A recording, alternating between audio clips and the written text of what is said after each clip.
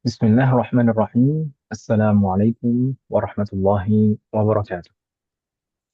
Waalaikumsalam warahmatullahi wabarakatuh. Alhamdulillahil barril jawadi alladhi jallat ni'amuhu 'anil ihsa'i bil a'dadi al-manni bil lutfi wal irsyadi al-hadi ila sabilir rasyadi al-muwaffiqi lit tafaqquhi fid din man latafa bihi wa ikhtarahu minal 'ibadi ahmaduhu ablagha hamdin wa akmalahu wa azkahu wa ashmalahu وأشهد أن لا إله إلا الله الواحد الغفار وأشهد أن محمدا عبده ورسوله المصطفى المختار صلى الله وسلم عليه وزاده فضلا وشرفا لديه وبعد الحمد لله الذي بنعمته تتم الصالحات.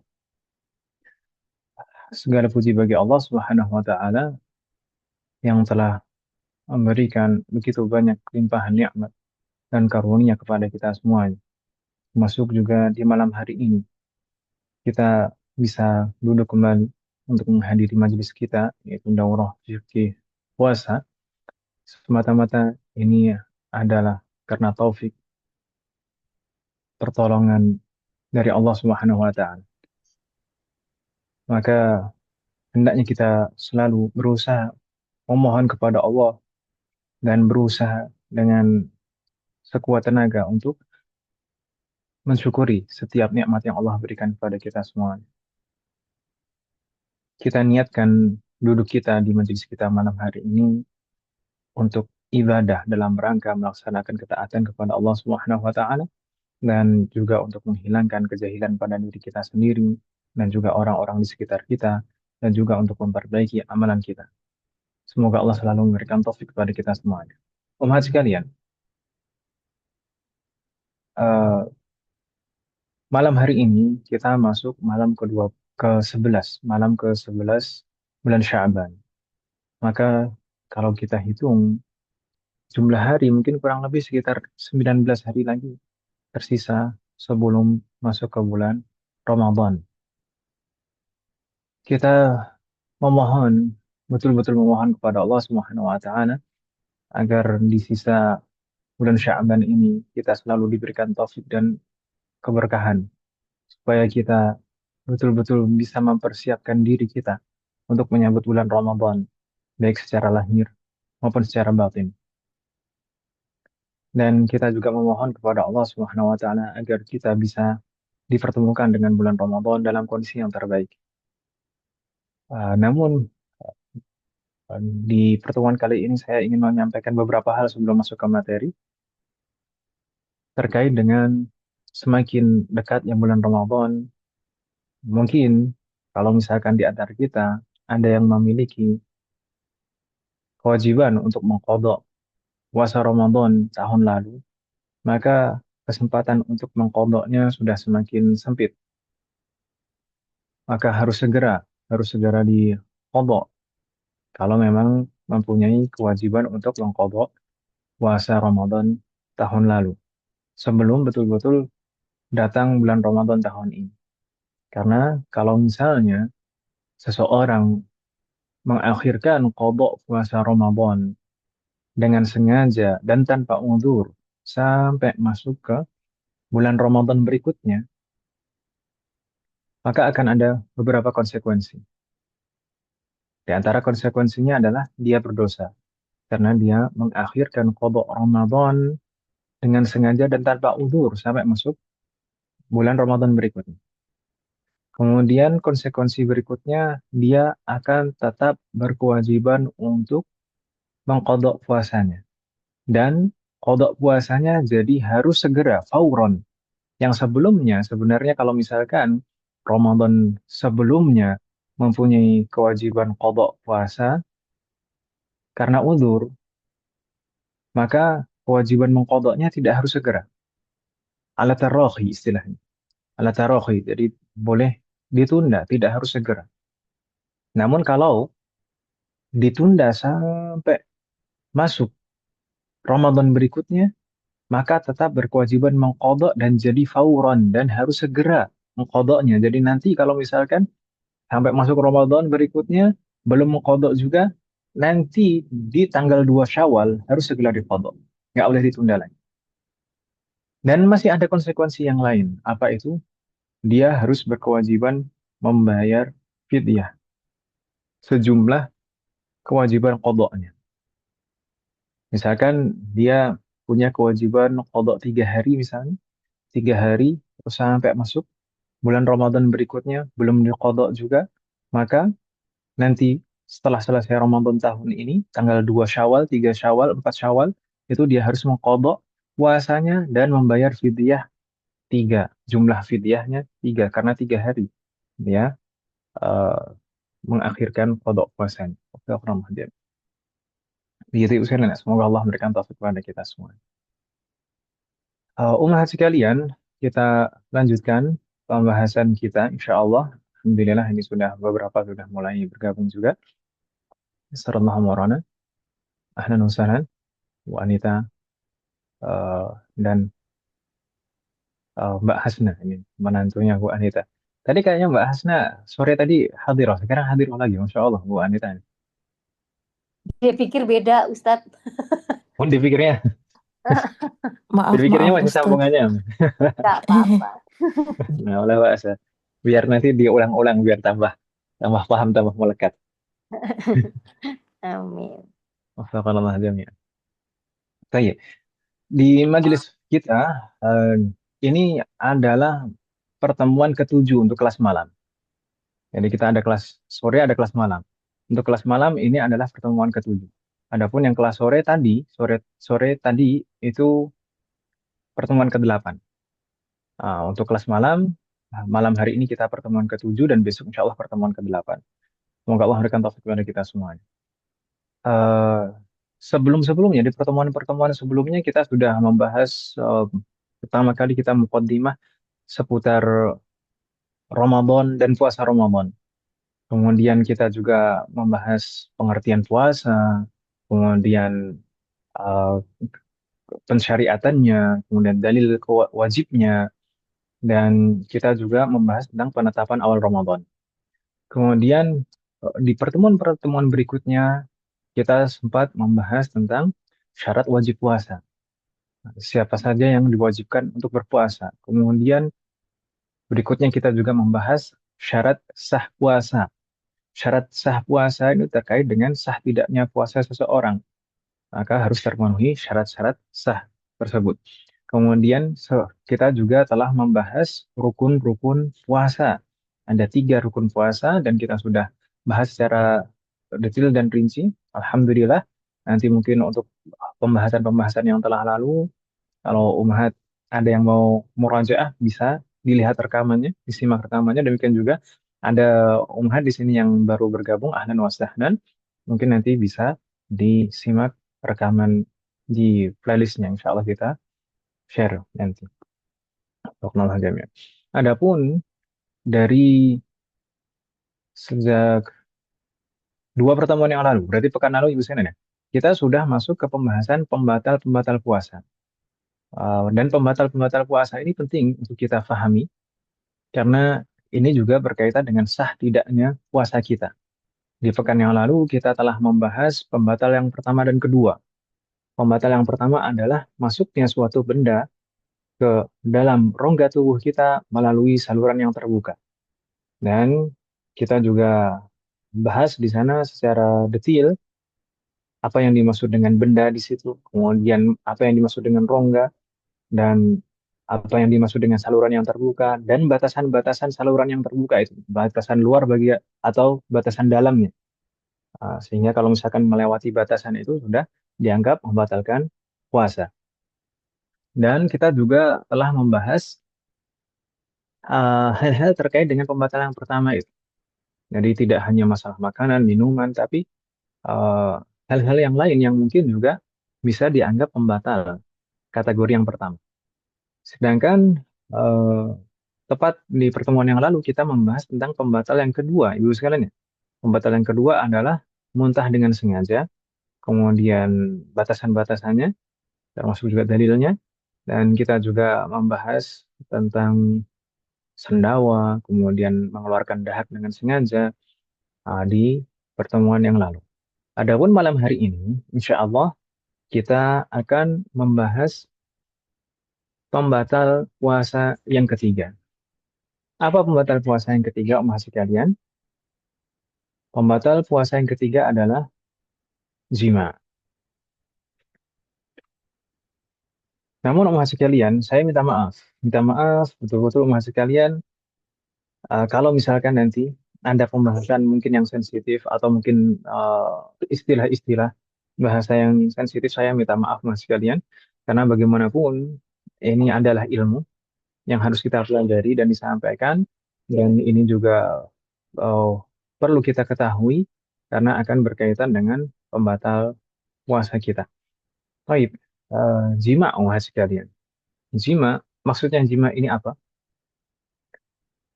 Kalau diterjemahkan dalam bahasa kita, al-jima itu mungkin bisa diartikan dengan bersenggama. Namun, batasan pastinya bersenggama yang merupakan pembatal puasa itu yang bagaimana? Maka kita tuliskan di sana umat sekalian, al-muradu bihi al-wat'u. Maksud dari al-jima di situ adalah al-wat'u atau bersenggama. Bersenggama ini secara umum, maksudnya segala bentuk bersenggama itu akan membatalkan puasa. Makanya kita tuliskan keterangan di sana, sawa'un kana anzala aw lam yunzil. Baik dalam prosesnya itu akan keluar mani atau tidak. Wa fi qubulin aw duburin. Baik bersenggama itu di qubul bagian depan atau dubur bagian belakang. Naam, kita di sini membahas ini membatalkan puasa atau tidak. Kalau bukan membahas tentang masalah haram atau halal. Nah, kalau misalkan bersenggama di dubur itu haram menurut empat madhab, tidak boleh. Tapi yang kita bahas di sini adalah terkait dengan pembatal puasa. Dalam bentuk apapun, jima atau bersenggama itu membatalkan puasa. Bahkan min adamiyin au ghairihi. Bersenggama itu prosesnya misalkan dengan manusia ataupun dengan selain manusia. Itu juga membatalkan puasa. Walau kana ma'a ha'il, meskipun hal itu dilakukan dengan menghalang, maksudnya tidak langsung bersentuhan kulit dengan kulit, tetap membatalkan puasa. Atau secara singkat kita bisa katakan jima atau bersenggama itu membatalkan puasa secara mutlak dengan cara apapun, dalam bentuk apapun, dengan siapapun. Begitu misalnya. Bisa difahami maksud saya umat sekalian? Iya Ustadz. Nah, wafaqanallahu jami'an. Ya, bisa Ustadz. Ada pertanyaan? Tidak ada nampaknya. Kalau tidak ada, maka kita lanjutkan umat sekalian. Masih terkait dengan batasan jima atau bersenggama yang membatalkan puasa. Kita sebutkan di sana aftara bihi shaimu bisyart ma'a ta'ammudi wal ilmi bitahrimi wal ikhtiyar. Bersenggama itu membatalkan puasa dengan syarat. Dengan syarat. Jika syarat ini terpenuhi, maka baru membatalkan puasa. Kalau tidak terpenuhi syarat ini, maka tidak membatalkan puasa. Dan syarat-syarat ini hampir sama seperti syarat-syarat yang sebelumnya kita bahas di pembatal-pembatal sebelumnya. Apa itu? Yaitu at-ta'ammud, yaitu sengaja, wala ilmi bitahrim, yaitu mengetahui akan keharamannya, dan al-ikhtiyar, atas kemauannya sendiri. Sengaja, tahu, dan atas kemauannya sendiri. Jika tiga-tiganya ini terpenuhi, maka membatalkan puasa. Begitu Ibu sekalian ya. Dengan kata lain, sebaliknya, kalau misalkan seseorang melakukan senggama tanpa sengaja, maksudnya misalnya seseorang lupa, misalnya. Lupa kalau sedang di bulan Ramadan, lupa kalau sedang berpuasa, atau lupa kalau ini sudah siang hari, maka tidak membatalkan kalau memang betul-betul karena lupa. Demikian juga kalau misalkan tidak tahu, dan kita sudah bahas sebelumnya, udzur ketidaktahuan itu berlaku hanya dalam dua kondisi, ya kan Ibu sekalian?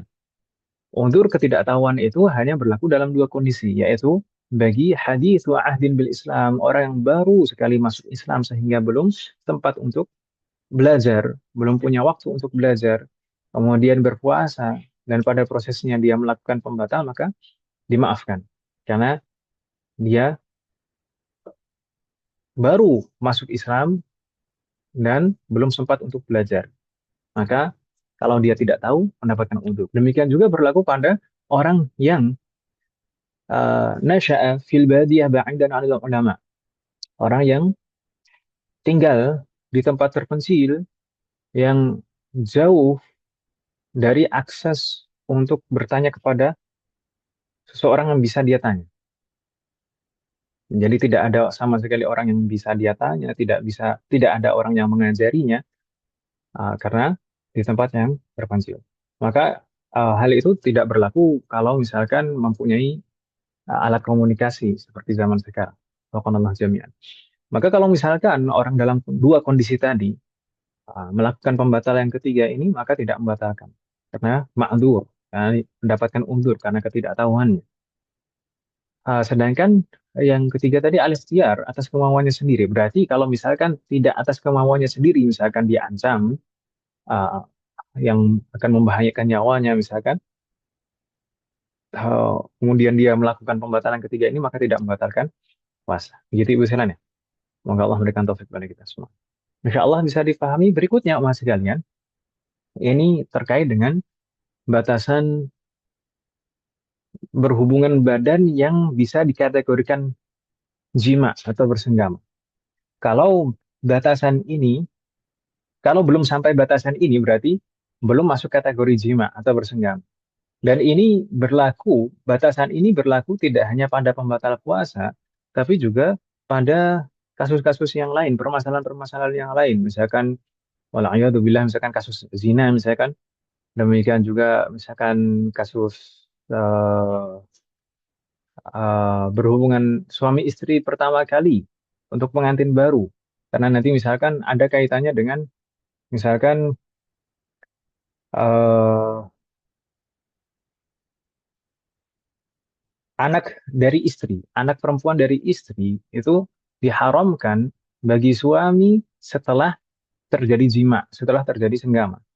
Maka batasan terjadi jima itu apa? Ini sama batasannya di sini. Gitu Ibu Sanan ya. Maka batasannya apa?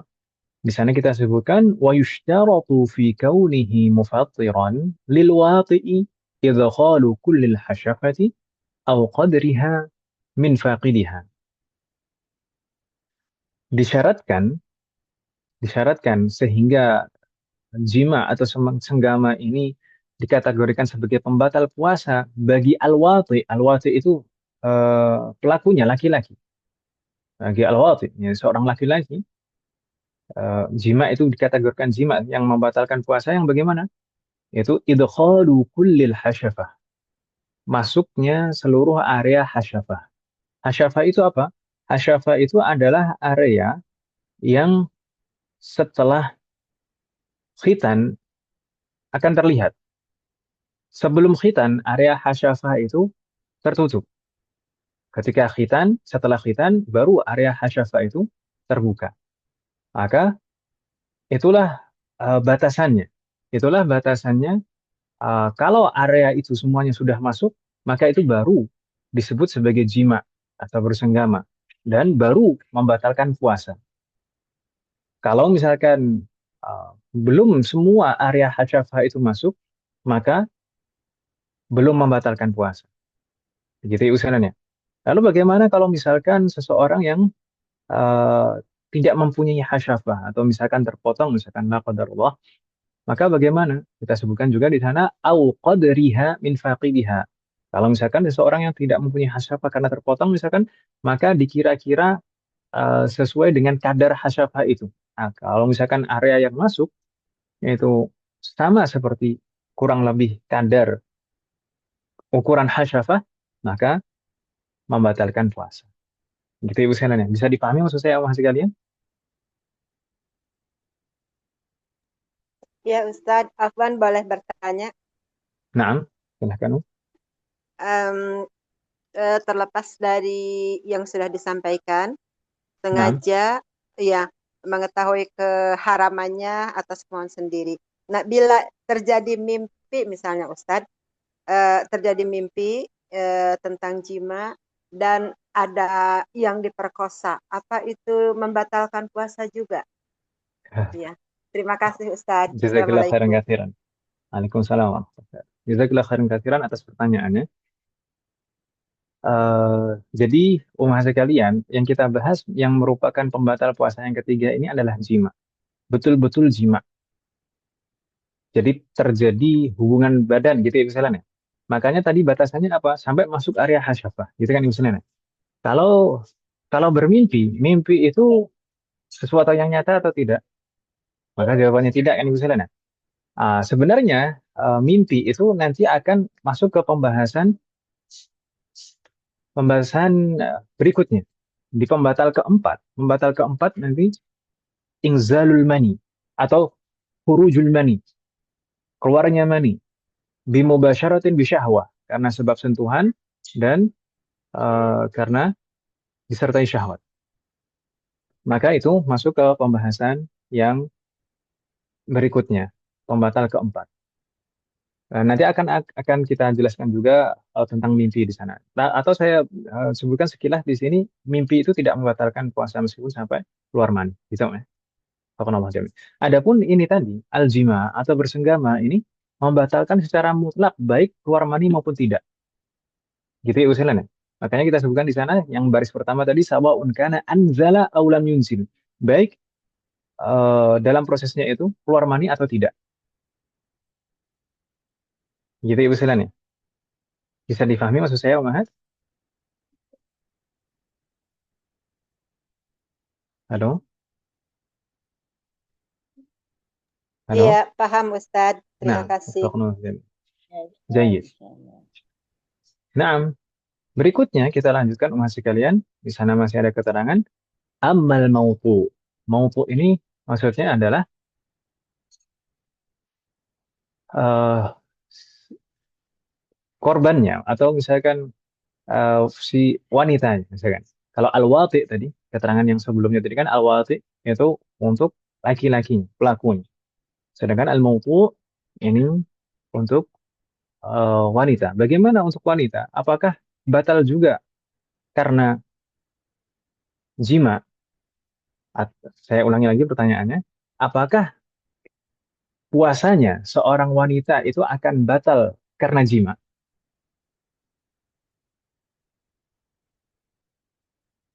Batal Ustadz, dan sudah sama-sama.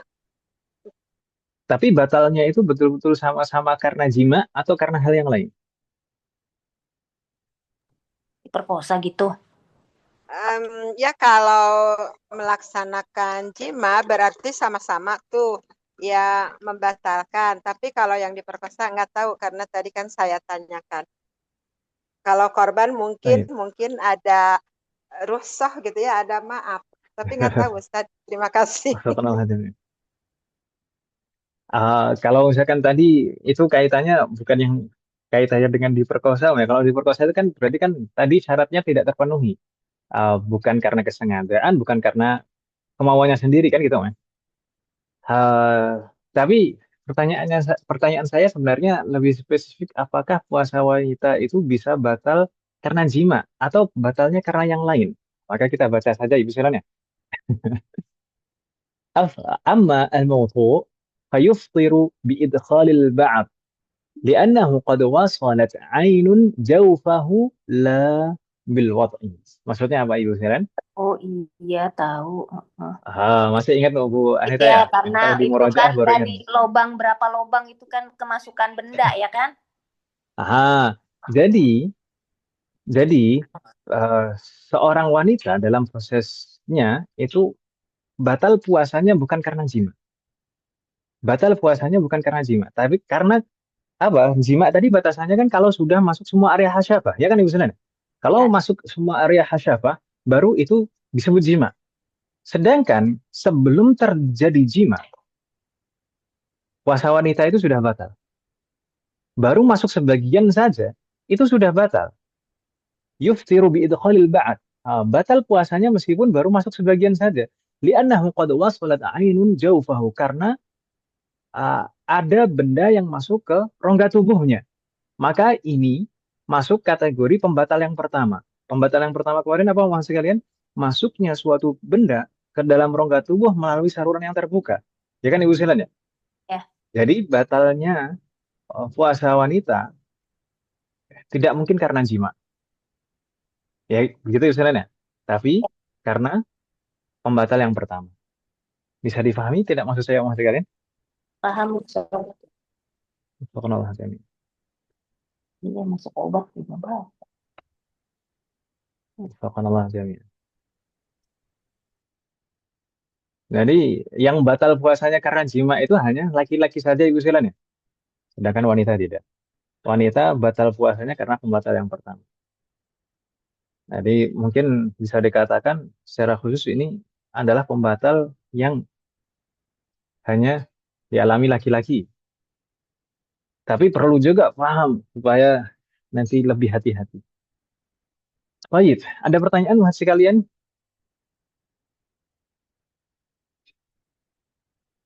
Kalau tidak ada pertanyaan, maka kita akan melanjutkan ke berikutnya, yaitu tentang konsekuensi. Konsekuensi bagi seseorang yang batal puasa Ramadannya karena sebab jima. Kita lanjutkan, Wahad.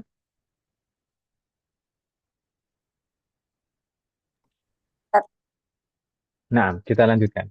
Kalau diam semuanya berarti iya. Baik, kita bahas semua sekalian. Ma yatarattabu ala man afsada sawma yawmin min Ramadan bijima'in wa huwa athimun bidzalika al-wad' li ajli shaum. Ma yatarattabu, konsekuensi, ala man afsada, bagi siapapun yang batal puasa Ramadannya, merusak puasa, merusak puasa. Jadi kalau misalkan eh, jimaknya ini tidak membatalkan puasanya, misalkan karena lupa, karena tidak tahu, karena dipaksa, berarti tidak berlaku konsekuensi ini, Ibu Siran ya. Ini berlaku hanya untuk yang batal puasanya. Dan puasanya saumu yaumin min Ramadan. Puasanya harus puasa Ramadan. Jadi kalau puasa-puasa yang lain juga tidak berlaku konsekuensi-konsekuensi ini. Misalkan puasa-puasa sunnah, bahkan puasa wajib seperti puasa nazar, puasa kafarat, juga tidak berlaku konsekuensi di sini. Faqanallahu jami'an. Dan batalnya ini harus dengan jima, bukan karena yang lain. Maka konsekuensinya apa saja? Kita sebutkan di sana setidaknya ada 6 konsekuensi. Ada 6 konsekuensi bagi siapapun yang batal puasa Ramadannya karena jima. 6 itu apa saja? Yang pertama al-ithmu, itu dosa. Kemudian fasadus shaum, batal puasanya. Dan yang ketiga, wujudul imsaki baqiyatal yaum. Dia setelah batal puasanya karena jima itu tadi, dia tetap harus menahan diri dari semua pembatal-pembatal puasa di sisa harinya. Jadi misalkan kalau misalkan siang hari dia batal puasanya karena jima, di sisa hari itu dia tetap harus menahan diri dari pembatal-pembatal puasa. Kemudian konsekuensi yang keempat adalah wujubul qadha fauran. Dia harus mengqadhanya dengan segera. Mengqadha puasanya dengan segera setelah Ramadan. Kemudian konsekuensi yang kelima adalah wujub ta'zir in lam ya'ti ta'iban. Dia harus mendapatkan hukuman ta'zir tambahan dari pemerintah jika dia tidak bertobat. Kemudian yang keenam adalah wujudul kafarah al-mughalladhah. Dia wajib membayar kafarat berat. Nanti akan kita bahas insya Allah kafarat berat itu apa. Namun tadi berarti apa saja maksud kalian konsekuensinya? Konsekuensi bagi orang yang batal puasanya karena puasa Ramadan, batal puasa Ramadannya karena sebab jima. Konsekuensinya apa? Yang pertama, Satu dosa, Dua, berdosa. batal dosa, puasa. kedua batal Batal puasanya, puasa. Ketiga, tetap harus menahan menahan diri diri dari pembatal puasa sampai maghrib gitu sampai. Naam, sahih. Keempat, Keempat, harus mengkodok harus segera mengkodok setelah Idul Fitri ya. Nah, Kelima, Ini harus mendapat menambah. hukuman tambahan dari pemerintah. mendapatkan Nah, itu hukuman yang belum tambahan dari paham pemerintah hukuman dari dari pemerintah tuh bagaimana, Ustadz? nah, Kalau nah, yang tidak akan kita bahas menjalankan nanti insya syariat Allah. Islam gimana Pak? Nanti insya Allah. Kemudian yang keenam kafarah itu bisa ya. Nah, Jadi setiap orang yang batal puasanya, rusak puasa Ramadannya karena sebab jima, maka pertama dia berdosa. Karena kenapa? Karena dia telah merusak ibadah fardunya dengan sengaja tanpa udzur. Ya kan Ibu Sanan ya? Maka dia berdosa. Kemudian jelas puasanya batal. Puasanya batal. Kemudian dia wajib menahan diri dari semua pembatal puasa sampai maghrib nanti.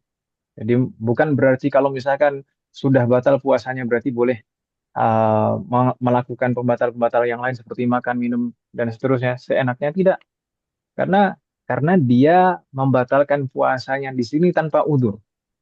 Seseorang yang membatalkan puasa tanpa udzur maka dia tetap harus menahan diri dari pembatal-pembatal sampai matahari terbenam. Begitu Bu Sarana. Dan untuk konsekuensi keempat, wujub qada fauran, dia wajib mengqada puasanya itu dengan segera. Maka ini juga berlaku bagi siapapun yang membatalkan puasa Ramadannya tanpa udzur. Kewajibannya adalah mengqada puasanya dengan segera. Dengan segera ini maksudnya seperti apa? Maksudnya adalah ketika nanti tanggal 2 Ramadan, Tanggal 2 Syawal maksud saya. Tanggal 2 Syawal, maka dia harus segera berpuasa di sana. Jadi setelah hari raya, kemudian tanggal 2 Syawal, maka dia harus mengqada di sana. Tidak boleh ditunda-tunda. Kalau misalkan ditunda lagi, maka akan mendapatkan dosa yang lain.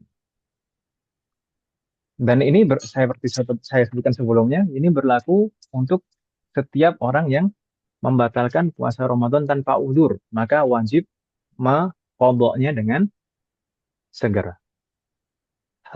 Untuk konsekuensi kelima tadi, wujub ta'zir in lam ya'ti ta'iban. Maka dia wajib untuk menerima hukuman tambahan dari pemerintah atau yang mewakilinya jika dia tidak bertaubat. Naam.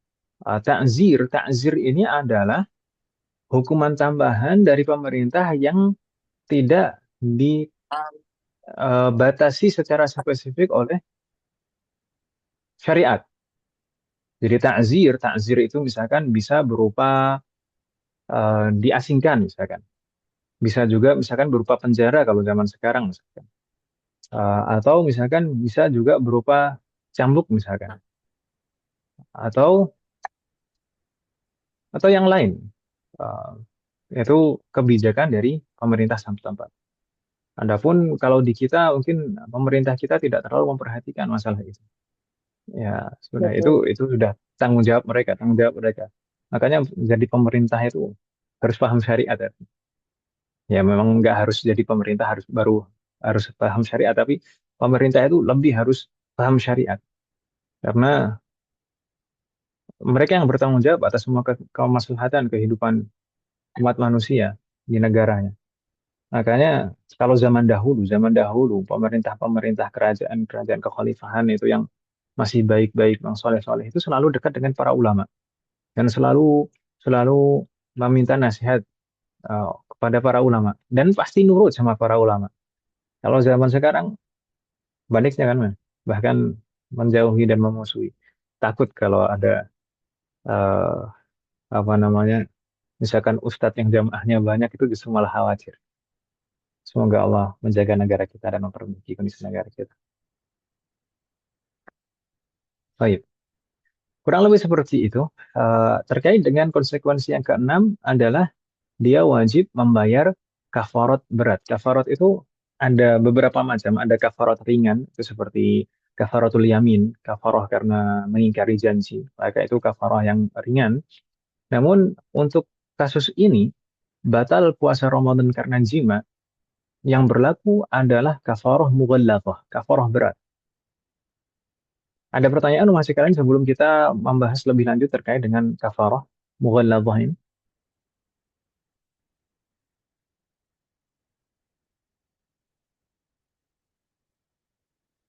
لا يوجد. Halo? La yujad? Tidak ada. Kalau misalkan tidak ada, maka kita lanjutkan ke halaman berikutnya. Nah, apa dalil bahwasanya seseorang yang batal puasa Ramadannya karena sebab jima berkewajiban untuk membayar kafarah mughalladhah, kafarah berat. Terkadang kan sebagian orang kadang-kadang itu kalau misalkan dijelaskan itu minta dalil kan, minta dalil, nggak percaya. Oh, masa harus gitu? Wafaqanallah jami'an. Ya sebenarnya tidak harus bersikap seperti itu. Nah, tapi memang tidak mengapa kalau misalkan untuk meyakinkan dalilnya apa terkait dengan kafarah mughalladhah yang berlaku bagi orang yang membatalkan puasa Ramadannya karena jima, yaitu hadis yang diriwayatkan oleh Al-Imam Al-Bukhari dan Al-Imam Muslim, berarti ini muttafaqun alaih dari jalur sahabat Abu Hurairah radhiyallahu anhu. Beliau menuturkan, "Ja'a rajulun ila Nabi sallallahu alaihi wasallam faqala." Suatu ketika ada seseorang yang datang, ada seorang laki-laki yang datang kepada Nabi sallallahu alaihi wasallam seraya berkata, "Halaktu, celakalah diriku wahai Rasulullah." Maka Rasulullah langsung menanggapinya, "Ma ahlakaka?" Apa gerangan yang membuat dirimu celaka? Lalu sahabat tersebut menjawab, waqa'tu imra'ati fi Ramadan. Aku telah berhubungan badan dengan istriku di bulan Ramadan. Aku telah bersenggama dengan istriku di bulan Ramadan. Dari sini umat sekalian, ketika sahabat ini mengatakan waqa'tu imra'ati fi Ramadan, berarti para sahabat semuanya itu sudah faham dan sudah tahu bahwasannya jima atau bersenggama di siang hari bulan Ramadan itu membatalkan puasa dan dilarang meskipun dengan istrinya sendiri. Begitu Ibu sekalian ya. Dan kita bisa memahami di hadis ini yang dimaksud adalah di siang hari, bukan di malam hari. Karena kalau malam hari itu diperbolehkan, itu jelas disebutkan di dalam Al-Quran. Malam hari diperbolehkan untuk berhubungan suami istri. Yang dimaksud di dalam hadis ini adalah di siang hari. Waqa'tu imra'ati fi Ramadan. Maksudnya fi nahari Ramadan. Maka Rasulullah menjawab dengan konsekuensinya. Apa itu? Beliau bertanya, hal tajidu ma ta'tiqu? Hal tajidu ma tu'tiqu raqabatan? Apakah engkau memiliki sesuatu yang bisa digunakan untuk memerdekakan budak? Nah, berarti ini kafarah yang pertama, memerdekakan budak. Namun sahabat tersebut menjawab, qal la, aku tidak punya wahai Rasulullah. Tidak punya sesuatu untuk memerdekakan budak. Maka Rasulullah kembali bertanya, "Fahal tastati'u an tasuma syahraini mutatabi'ain?" Apakah engkau mampu untuk berpuasa 2 bulan berturut-turut? Syahraini mutatabi'ain, berturut-turut. 2 bulan berturut-turut. Itu sebenarnya harus berturut-turut. Maka ini adalah kafarah yang kedua. Jika yang pertama tidak mampu, baru yang kedua. Lalu apa jawaban sahabat tadi? Qala la. Aku tidak mampu juga wahai Rasulullah. Maka Rasulullah bertanya kembali, "Fahal tajidu ma tut'imu sittina miskinan?" Apakah engkau memiliki sesuatu yang bisa digunakan untuk memberikan makan 60 orang miskin? Jadi ini adalah kafarah yang ketiga, Ibu Saudara. Ini tahapan yang ketiga. Pilihan yang ketiga, yaitu memberi makan 60 fakir miskin. Maka sahabat tadi menjawab, "Qala la." Aku juga tidak punya wahai Rasulullah. Tidak punya sesuatu untuk digunakan memberikan makan 60 fakir miskin. Maka Rasulullah ketika itu terdiam. Tumma jalasa. Kemudian Rasulullah duduk, diam, menunggu sebentar.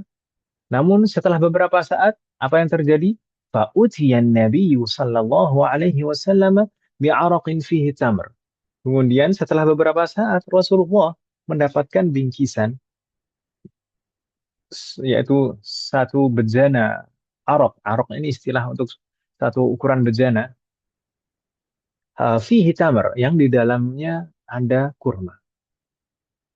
Yang di dalamnya ada kurma. Faqala, maka Rasulullah bersabda. Setelah Rasulullah mendapatkan kurma tadi, satu bingkisan kurma tadi, maka Rasulullah bersabda, tasaddaq bihadza. Bersedekahlah dengan ini. Maksudnya, bayarlah kafarahmu dengan ini. Gitu kan? Bayarlah kafarahmu dengan ini. Berikan makan kepada 60 fakir miskin. Faqala jami'. Namun apa kata sahabat tadi? Ala afqara minna ya Rasulullah. Apakah saya harus memberikan ini kepada orang yang lebih fakir daripada kami? Maksudnya kami itu saya dan keluarga saya.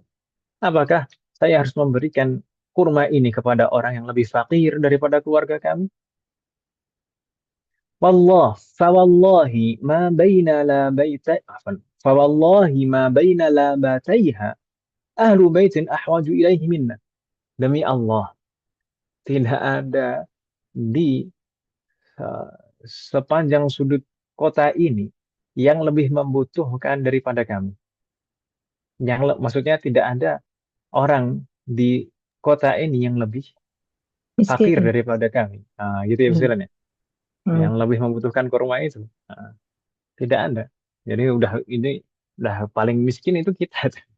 Lalu diberikan ke siapa lagi kan itu? Uh, mendengar jawaban itu, Rasulullah tertawa. Fadhahikan Nabi sallallahu alaihi wasallam hatta badat anyabuhu. Maka mendengar jawaban itu, Rasulullah tertawa. Dhahika sampai terlihat gigi Giginya. taringnya. Hmm. Anyab itu jamak dari nab, taring artinya.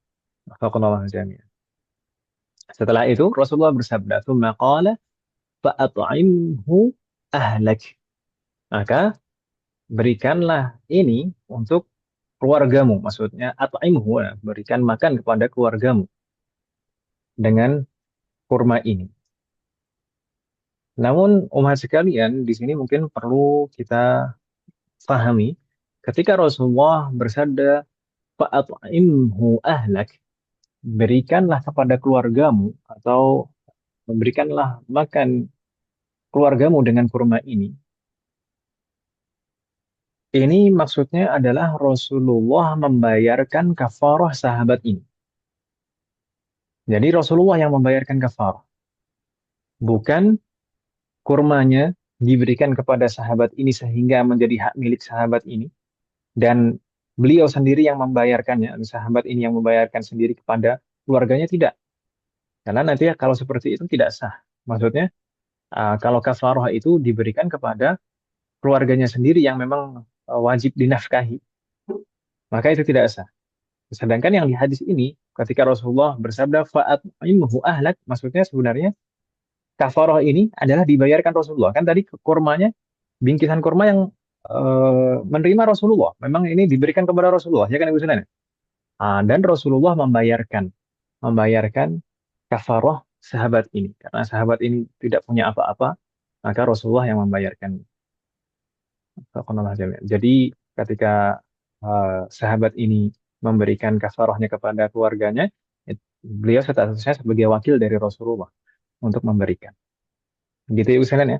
Wafaqqanallah jami'an. Dari hadis ini, ummah sekalian, kita bisa memahami bahwasanya al-kafaratul mughalladhah, kafarah berat, itu ada 3 tingkatan.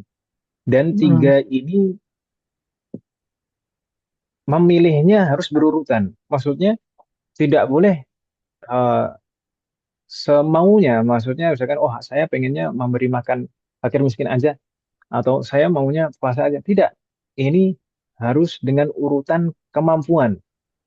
Kalau misalkan mampu yang pertama, maka harus yang pertama. Tidak boleh berpindah ke yang kedua atau yang ketiga. Kalau tidak mampu yang pertama, baru ke yang kedua. Tidak boleh langsung ke yang ketiga. Begitu usulannya.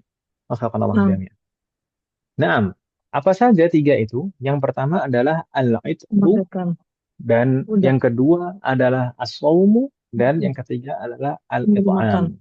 Memberi. Nah, maka kita bahas masing-masing dari ketiganya umat sekalian, keterangan dan ketentuan dari ketiganya. Yang pertama adalah al-itqu. Al-itqu itu apa umat sekalian? Memerdekakan budak. Sahih, memerdekakan. Maksudnya memerdekakan di sini adalah memerdekakan budak. Di sana kita tuliskan keterangan maksudnya عتق رقبة مؤمنة سليمة من جميع العيوب المضرة بالعمل والكسب.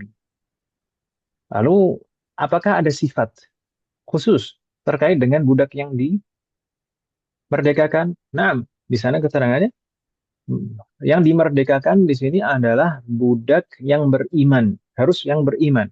Tidak boleh budak kafir, tidak boleh. Harus budak yang beriman wa salimah min jami'al uyub al-mudarrah bil amal wal kasb, dan juga sehat. Maksudnya sehat adalah tidak memiliki cacat yang berpengaruh pada kualitas kerjanya. Saya ulangi lagi, budak yang dimerdekakan harus budak yang beriman dan sehat. Maksudnya sehat adalah tidak memiliki cacat yang mengurangi kualitas kinerjanya. Gitu ya istilahnya. Bisa difahami maksud saya, Mas? Ya, Ustaz. Baik. Kemudian masih terkait dengan maksud dari budak di sini, al-muradu bi'atqi raqabah. Maksud dari membebaskan budak di sini, i'taqu raqiqi 'abdin aw amatin. Jadi tidak harus budak wanita. Boleh yang dibebaskan itu boleh budak laki-laki, raqiqu 'abdin aw amatin, atau budak wanita. Boleh laki-laki, boleh wanita yang dibebaskan. Yang penting tadi memenuhi syarat tadi, beriman dan sehat, tidak memiliki cacat yang mengurangi performa kinerjanya, mengurangi kualitas performanya. Gitu ya istilahnya. Wafaqanallah jami'an. Bisa difahami maksud saya, Mahat? Berikutnya, fa'in lam yajidha hissan aw syar'an. Kalau seseorang tidak mendapatkan, tadi kan orang yang batal puasa Ramadannya karena sebab jima di bulan Ramadan, maka konsekuensi yang pertama, kafarah mughalladhah yang pertama pilihannya adalah membebaskan budak.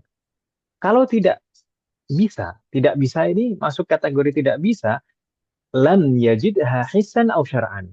Baik, misalnya tidak menemukan budak secara fisik, hissan, memang tidak ada misalkan. Aw syar'an, atau sebenarnya budaknya ada, tapi kita tidak mampu. Maka intaqala ilal khasnah ba'daha, baru berpindah ke pilihan yang kedua. Gitu ya usahanya. Jadi ketidakmampuan untuk membebaskan budak itu bisa ketidakmampuan secara fisik karena memang misalkan tidak ada budak, misalkan di Indonesia tidak ada budak itu usahanya.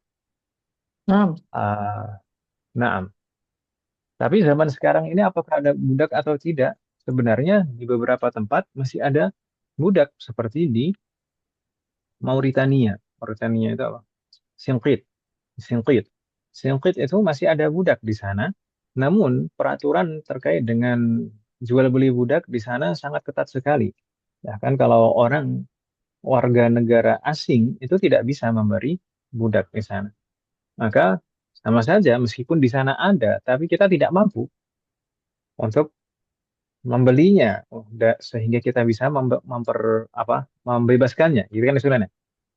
Maka ini tidak mampu baik secara hissan atau syara'an, tidak mampu memang secara zahirnya atau tidak mampu karena kemampuan finansialnya atau hal yang lain semacam.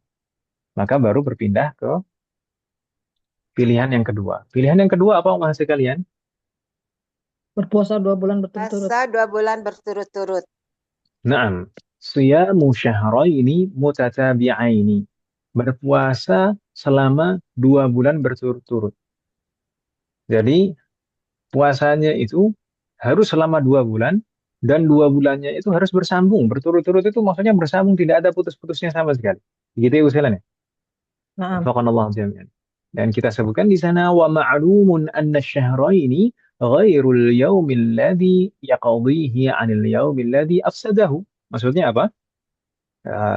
Dan kita bisa memahami maksud dari 2 bulan ini tidak termasuk hari yang wajib dia qadha.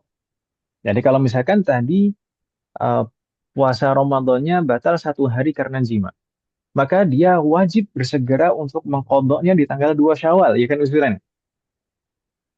Hmm. Tanggal 2 Syawal dia mengqadha puasa. Maka hitungan 2 bulan itu tidak termasuk yang tanggal 2 Syawal itu. Karena tanggal 2 Syawal itu khusus untuk qadha saja. Qadha puasa yang dia batalkan. Nah, adapun hitungan 2 bulan berarti setelahnya. Setelah tanggal 2 Syawal itu baru masuk hitungan 2 bulan. Begitu ya Bu Sinan? Bisa difahami Bu Sinannya? Nah, Insya Allah. berikutnya, berikutnya karena tadi harus berturut-turut, fa in aftara yauman walau al-yaumal akhir, walau al-yaumal akhir walau bi'udhrin wajib al-istinaf wala yadurru al-fitru bijununin wa irma. Bagaimana nih maksudnya Mas Karen? Jika dalam proses puasa 2 bulan itu dia batal 1 hari saja, bahkan kalau misalkan puasa yang batal itu adalah puasa hari terakhir. Hari terakhir, sudah hari terakhir ini. Kalau udah hari terakhir ini puasa berarti sudah genap 2 bulan. Tapi di hari terakhir itu batal. Meskipun batalnya itu karena undur. Wajib al-istinaf. Maka harus memulai puasa 2 bulan dari awal lagi. Namun, la yadurul fitru bijununin wa ighma. Tidak masalah jika batal puasanya karena sebab gila atau pingsan. Kalau batal puasanya karena sebab gila atau pingsan yang tidak karena unsur kesengajaannya, maka tidak mengapa, tinggal dilanjutkan saja puasa 2 bulan. Tidak harus memulai dari awal lagi. Ada pertanyaan, Mas sekalian? Ustaz, kalau misalnya di dalam dalam pemerintahan yang nggak ada budak itu bagaimana, Ustaz? Nggak bisa langsung loncat yang kedua, Ustaz. Ya bisa kan tadi jika tidak mampu. Jika tidak mampu itu baik hisan atau syara'an. Baik memang betul-betul tidak ada budak yang ditemukan Yang dimerdekakan.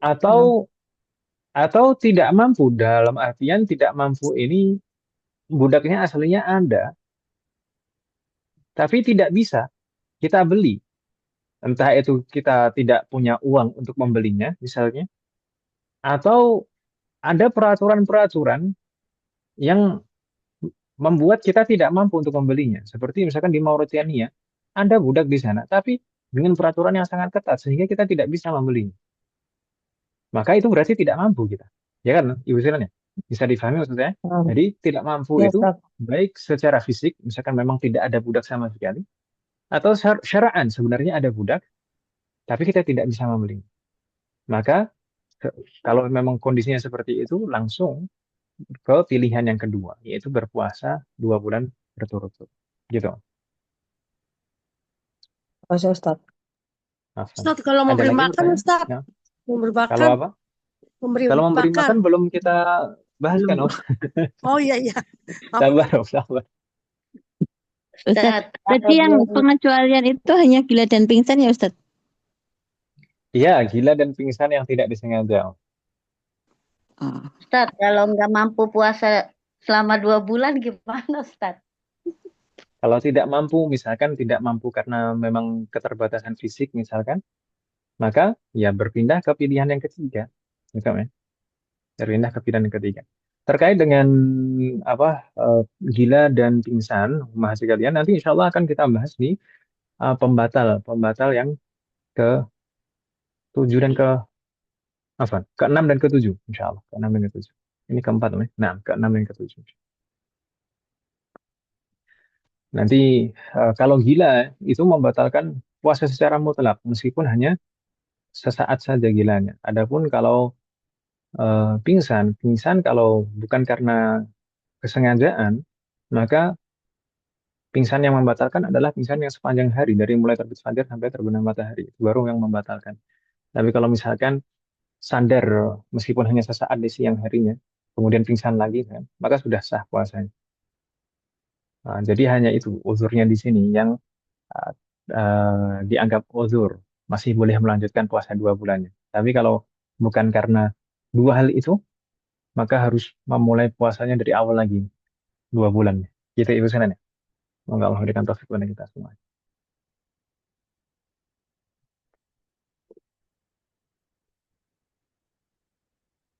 Ada lagi pertanyaan sebelum kita lanjutkan ke memberi Ustaz, makan saya mau waktu ini? nanya, Nah, masalah silakan. kafarah. Itu termasuk istri dan suami itu puasa. Saya lupa tuh. Nanti kita sebutkan. Nanti kita sebutkan. Nanti kita sebutkan. Ya Oh, udah Ustaz. sebenarnya itu niatnya saya mau bertanya tuh. Sudah ditanya dulu. Ya. Karena kan wanita kan dia ada haid ya Ustaz. Boleh. Nah, baik.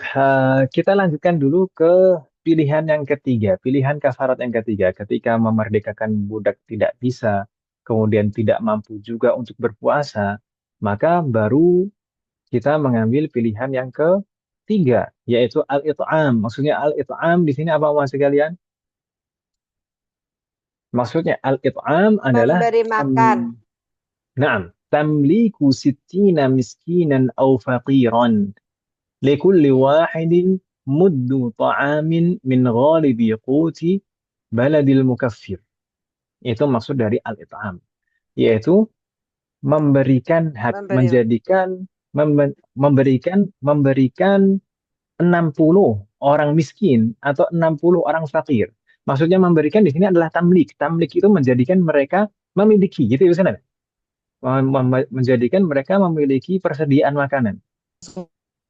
Jatahnya berapa? Likulli wahidin muddu ta'am.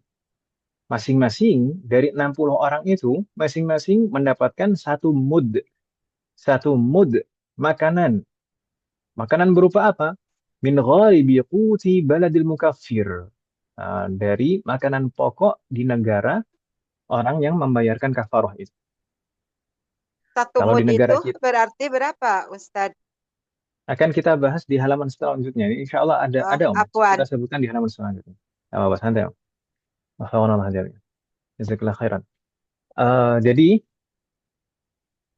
maksudnya memberi makan ini tadi adalah memberikan bahan makanan pokok kepada 60 fakir atau 60 miskin, dan masing-masing dari mereka mendapatkan satu mud.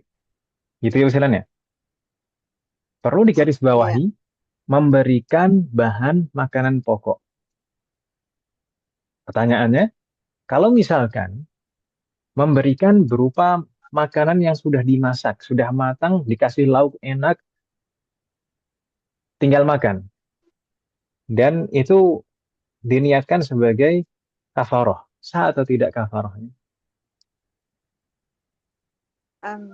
Kalau di sini kan memberikan bahan makanan pokok ya, apa itu lebih banyak atau itu satu mud, karena belum paham satu mud. Kalau menurut saya pribadi ya, tanpa melihat dari kitab itu ya bisa aja, karena kan fakir miskin itu ya membutuhkan makanan, apalagi kalau udah matang Ustadz tinggal makan. Maka jawabannya sebenarnya hal semacam itu tidak sah.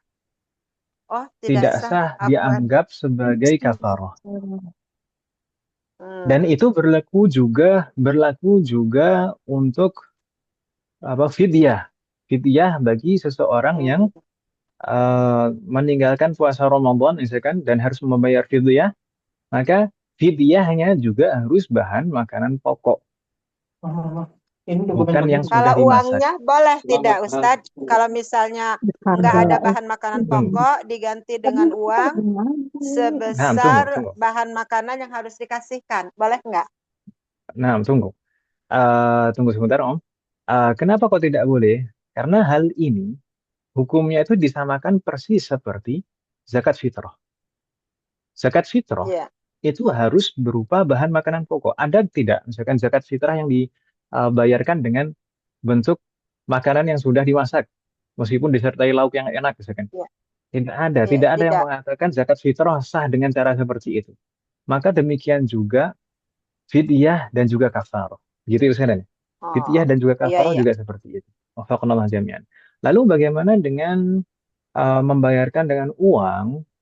Itu sebenarnya kalau di dalam zakat fitrah sendiri, menurut jumhur dari mazhab Maliki, kemudian Syafi'i dan Hambali, membayar zakat itu harus dengan bahan makanan pokok. Adapun yang berpendapat bolehnya membayar zakat fitrah dengan uang itu hanya mazhab Hanafi saja. Namun, perlu juga kita pahami betul, kalau kita ingin mengikuti mazhab Hanafi dalam membayarkan zakat fitrah, maka harus sesuai dengan ketentuan di dalam mazhab Hanafi. Jangan menggunakan ukuran di dalam mazhab jumhur atau di dalam mazhab Syafi'i misalkan secara khusus. Karena ukuran zakatnya mazhab Hanafi itu lebih banyak, lebih besar. Kalau diuangkan, maka jauh lebih besar juga. Jangan misalkan kita menggunakan ukuran zakatnya di dalam mazhab Syafi'i atau jumhur, misalkan 2,5 kilo beras atau 3 kilo beras, kemudian kita uangkan, uang itu kita anggap sebagai zakat, maka itu nanti tidak sah menurut semua mazhab. Karena itu kurang. Kalau menurut mazhab jumhur itu tidak sah karena ditunaikan dengan uang. Kalau menurut mazhab Hanafi juga tidak sah karena kurang. Gitu, ya? Wafaqnallah jami'an. Semoga Allah memberikan taufik kepada kita semua.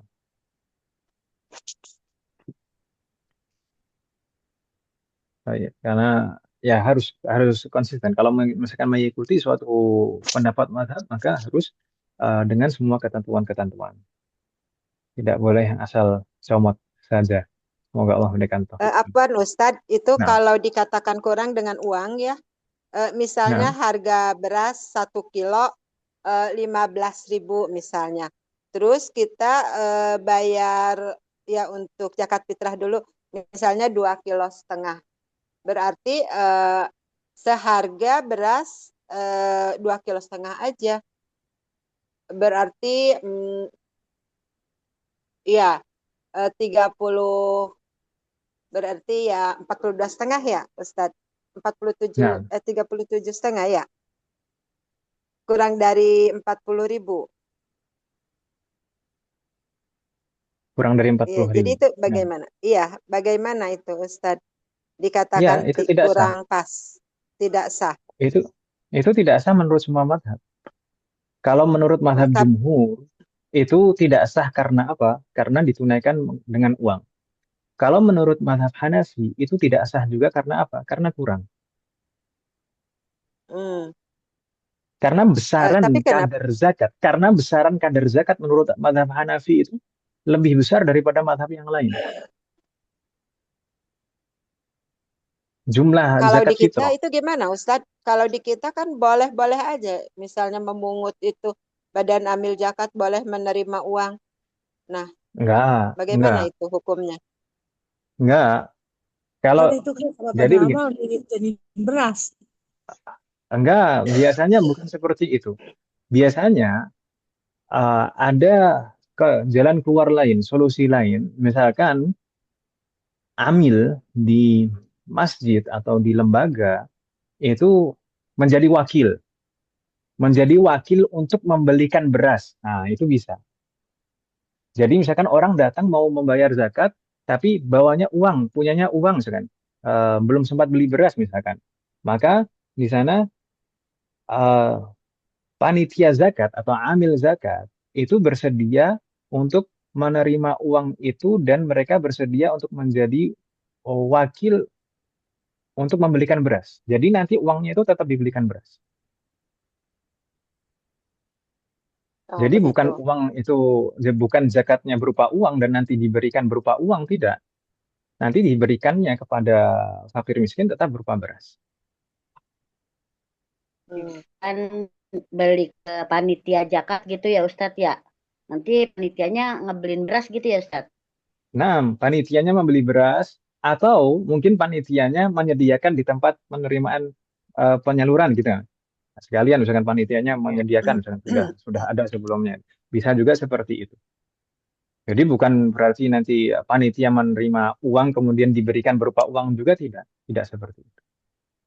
Yaitu kalau misalkan betul-betul mengikuti mazhab jumhur dan apa namanya ukurannya tetap menggunakan ukuran jumhur. Tapi kalau misalkan mau mengikuti mazhab Hanafi, ya harus dengan ukurannya mazhab Hanafi.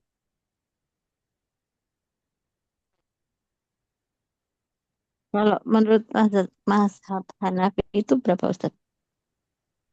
Kalau menurut mazhab Hanafi, zakat fitrah ya? Iya. Oh, ya agak lupa.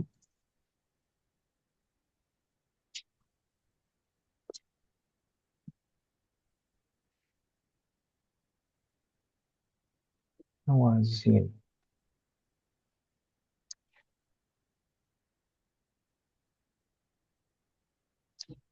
Mud.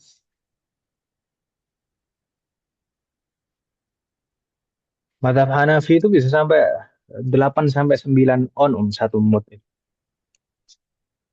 Sedangkan Iya. di dalam mazhab jumhur itu satu mud itu hanya 6 on. Gitu.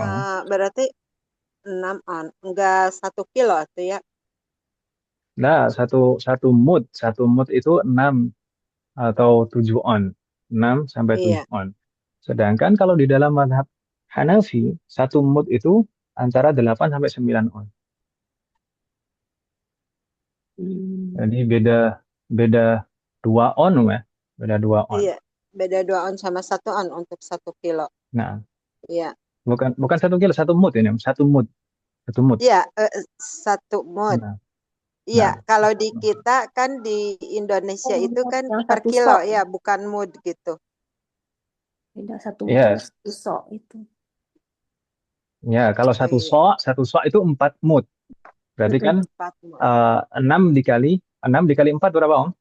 24. 24. Makanya digenapkan jadi 2,5 kan gitu, Om ya. Itu satu sok. Ya, Berarti Iya. kalau misalkan di dalam mazhab Hanafi kan tadi 8 kali 4 berapa? 32. 32. Berapa? 32. 32. 32 Om ya. 32 Jadi 3 atau kilo misalkan lebih 2 kalau ons. misalkan 32 ons atau 3 kilo lebih 2 Lebih on. 2 on. Itu kalau Iya. misalkan ngambil yang 8 on. Kalau misalkan lebih hati-hati yang ngambil yang 9 on berarti 9 on dikali 4 berarti 36. 36. 36. 36. Iya. Ini Ya yang itu mazhab Hanafi. nilainya. Itu mazhab Hanafi. Oh, ini. Jadi takarannya berbeda. Jadi kalau misalkan pakai uang tapi pakai ukuran zakatnya jumhur ya tidak sah menurut semuanya. Gitu ya. Jenisnya. Jadi kalau yang pendapatnya madhab Hanafi berarti ikut madhab Hanafi gitu ya, uangnya juga gitu. Ya. Nah, apa namanya? Iya. Gitu ya usianya. Iya, oke Ustadz, terima kasih. Oke. Masih terkait dengan kafarah memberikan makan ini tadi, Iya. Mas sekalian. Iya. Walaisal murad, dan maksudnya memberi makan ini bukan an yatbukha ta'aman wa yut'imuhum iyyahu. Bukan maksudnya adalah memasakkan makanan kemudian diberikan kepada orang fakir dan miskin, tidak. Falau ghaddahum aw asyahum lam yakfi. Meskipun kalau misalkan dimasakkan kemudian diberikan lauk lengkap dan diberikan kepada mereka untuk makan siang dan makan malam, maka tidak cukup. Itu tidak sah sebagai kafarah. Harus berupa bahan makanan pokok. Karena maksud dari memberikan bahan makanan pokok itu bukan yang penting mereka bisa makan, bukan seperti itu.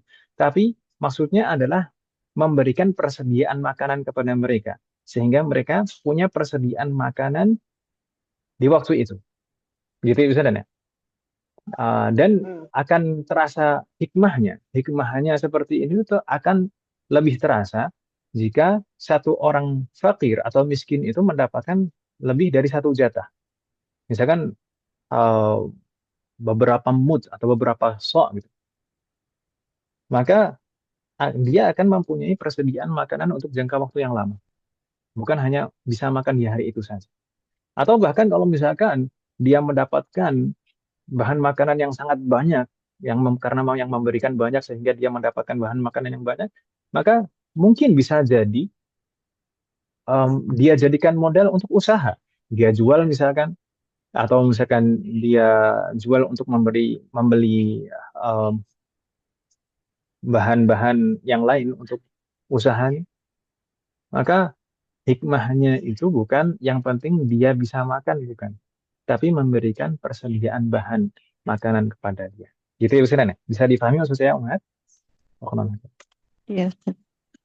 Iya Ustadz, Eh, insya Allah. Ustaz, kalau ini berarti kan tidak satu keluarga satu ya, misalnya satu keluarga itu keluarga miskin ini ada 3 orang, berarti kan 3 orang itu juga berhak semuanya, Nah, Ustaz. per orang, Om. Bukan per kakak, Om ya. Per Iya. orang. Per orang. Wafaqqanallah jami'an. Kemudian yang penting juga kita pahami, di sana kita sebutkan, sebenarnya kita singgung juga tadi sebelumnya, la yajuzu wa la yujzi'u sarful kafarati ila man talzamul mukaffira nafaqatuhu. Maksudnya apa? Tidak boleh, maksudnya tidak boleh, tidak boleh di sini maksudnya haram. Tidak boleh dan tidak sah memberikan atau membayarkan kafarah kepada orang yang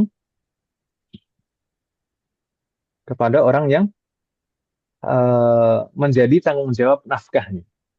Misalkan seorang laki-laki, dia berkewajiban membayar kafarah, tapi dibayarkan kepada istrinya atau anak-anaknya. Istri dan anak-anaknya adalah memang kewajiban dia, tanggungan nafkahnya, ya atau ya? Iya, Ustaz. Halo? Maka tidak Iya. boleh membayarkan kafarah kepada mereka, kepada anaknya sendiri, kepada istrinya sendiri. Tidak boleh kepada keluarga ya, harus ke orang lain. Tidak boleh kepada orang yang menjadi tanggung jawab nafkahnya. Inti nggak Gitu, boleh, ya. Ustaz. Nafkahnya menjadi tanggung jawabnya. Keluarga inti nggak boleh, Tapi Ustaz, kalau ya. misalkan kerabat bukan keluarga inti, misalkan ada saudaranya yang lain, kerabat yang lain, misalkan sepupunya atau yang lain yang memang fakir atau miskin, maka boleh, nggak masalah. Yang penting bukan tanggungan nafkahnya, gitu, ya. Nah, bisa dipahami maksudnya, Om Ahad? Iya Ustadz, insya Allah. Ada pertanyaan?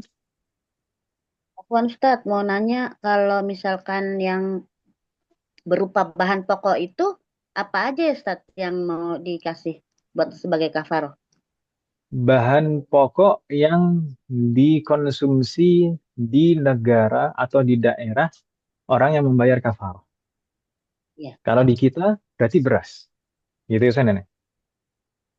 Itu beras aja apa pakai ada telur atau teh gitu kayak Beras. gitu Ustaz? Beras saja.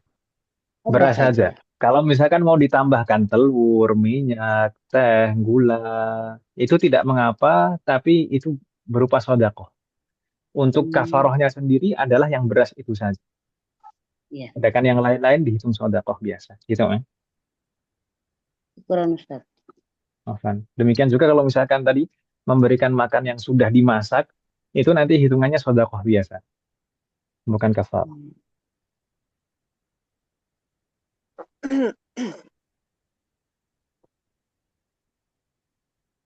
Kita lanjutkan, Om Ahad.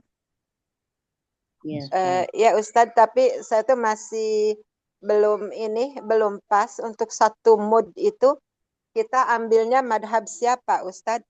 Satu mud itu yang rata-ratanya berapa ons? Terus ya menurut madhab siapa yang dipakai? Ini sebenarnya pembahasan, kalau pertanyaannya kita mengikuti madhab siapa, ini pembahasan sangat dasar sekali, yang mungkin sempat kita bahas dan jelaskan dulu di Majelis Mudarasah saat kita membahas tentang pengantar ilmu fikih. Karena kita dulu bahas pengantar ilmu fikih sebelum kita membahas hukum-hukum fikih, supaya sebagai fondasi dan landasan untuk memahami ilmu fikih. Insya Allah nanti semoga Allah memberikan taufik dan kemudahan setelah Idul Fitri kita bisa membuka majelis pengantar ilmu fikih lagi supaya Oh iya, nanti Afwan Ustadz, karena nah, saya kan baru tidak apa-apa, masuk untuk tidak pertama apa-apa, kali tidak mengapa, malam tidak ini, apa-apa, tidak mengapa. pertama kali banget Nah, ya. semoga Allah memberikan taufik, semoga Allah memberikan taufik kepada kita Amin. semua. Tapi secara singkat, mahasiswa kalian, secara singkat, madhab itu dari dahulu sudah ada. Bahkan sejak di Iya. masa sahabat, ya kan Ibu Sunan? Sejak di masa sahabat itu sudah ada madhab. Sebagaimana disebutkan oleh Al-Imam Ali ibn Madini di dalam kitab Al-Ilal, itu di masa sahabat itu ada 3 madhab. Madhabnya Ibn Mas'ud di Kufah, kemudian madhabnya Abdullah ibn Abbas di Makkah, dan madhabnya Zaid, dan dilanjutkan oleh Abdullah bin Umar itu di Madinah. Ada 3 madhab itu di Kufah, Makkah, dan Madinah. Itu di kalangan sahabat. Kemudian di kalangan tabi'in dan tabi'ut tabi'in itu muncul 4 madhab. 4 madhab itu sebenarnya adalah perpanjangan atau melanjutkan perjuangan madhab para sahabat. Karena pada kenyataannya Al-Imam Abu Hanifah misalkan, ini yang paling pertama dari 4 madhab, Al-Imam Abu Hanifah itu sebenarnya adalah murid dari murid-muridnya Abdullah ibn Mas'ud di Kufah. Abu Hanifah itu asli orang Kufah. Dan guru-guru beliau adalah murid-murid langsung dari sahabat Abdullah bin Mas'ud. Kemudian Imam Malik misalkan. Imam Malik adalah orang asli Madinah, penduduk asli Madinah. Dan guru-guru beliau adalah murid-muridnya Abdullah bin Umar dan Zaid. Itu usulannya. Sedangkan Al-Imam Asy-Syafi'i, itu sebenarnya beliau adalah orang Quraisy. Al-Imam Asy-Syafi'i sebenarnya adalah orang Quraisy. Kedua orang tua beliau adalah orang Quraisy. Hanya saja beliau dilahirkan di Gaza karena pada saat beliau di dalam kandungan, kedua orang tua beliau melakukan perjalanan ke Filistin untuk berdagang. Dan memang kebiasaan orang Quraisy berdagang. Dan pada prosesnya ayahanda beliau meninggal sebelum beliau lahir, dan Al-Imam Asy-Syafi'i dilahirkan di Gaza dalam keadaan yatim. Di usia 2 tahun, ibunda beliau berinisiatif untuk mengajak beliau berpindah lagi ke Makkah, kembali ke Makkah. Dengan harapan Al-Imam Asy-Syafi'i ini tumbuh di lingkungan orang-orang Quraisy dan di lingkungan para ulama.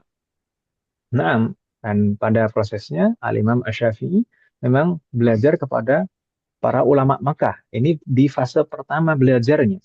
Al-Imam Asy-Syafi'i mengambil ilmu dari ulama-ulama Makkah pada saat itu. Ulama-ulama Makkah kita tahu merupakan murid-murid dari sahabat Abdullah bin Abbas. Namun pada prosesnya Al-Imam Asy-Syafi'i tidak hanya mencukupkan diri belajar di Makkah. Karena di masa remaja beliau berpindah ke Madinah dan bertemu langsung dengan Al-Imam Malik dan belajar kepada beliau. Dan sempat juga beliau ke Yaman dan belajar dari ulama-ulama di sana. Kemudian karena tuduhan fitnah, kemudian beliau dipaksa untuk ke Kufah. Akhirnya di Kufah beliau dihadapkan dengan Khalifah Harun ar-Rasyid di sana, namun diberikan syafaat rekomendasi oleh Muhammad Asy-Syaibani, Muhammad Ibn Hasan Asy-Syaibani. Yang diingatkan sama Ayub. Muhammad Ibn Hasan Asy-Syaibani. Muhammad Ibn Hasan Asy-Syaibani ini adalah sahabat dari Abu Hanifah. Dan akhirnya pada prosesnya Al-Imam Asy-Syafi'i banyak sekali belajar dari fikihnya Abu Hanifah melalui jalur Muhammad Ibn Hasan Asy-Syaibani. Dan tidak berhenti di situ, beliau juga sempat juga berpindah ke Mesir dan meninggal di Mesir, dan sempat juga belajar di sana dengan ulama-ulama di sana. Wafaqanallahu jami'an. Adapun Al-Imam Ahmad, Imam Ahmad bin Hanbal, pertama kali sebenarnya beliau dikenal sebagai ulama hadis. Dan beliau pertama kali belajar fikih itu adalah dari Al-Imam Asy-Syafi'i. Dan juga beliau sempat berguru juga kepada ulama-ulama yang lain di Makkah, seperti Ibn Sirin dan lain-lain. Wafaqanallahu jami'an. Jadi, para ulama madhab, imam empat madhab, itu semuanya adalah ulama yang tidak diragukan secara keilmuannya. Mereka melanjutkan fikihnya para sahabat, bukan membuat fikih sendiri. Karena pada dasarnya fikih itu adalah riwayat. Riwayat pendapat-pendapat itu diriwayatkan turun-temurun dari dahulu, dari zaman sahabat, kemudian tabi'in, tabi'ut tabi'in sampai di kita.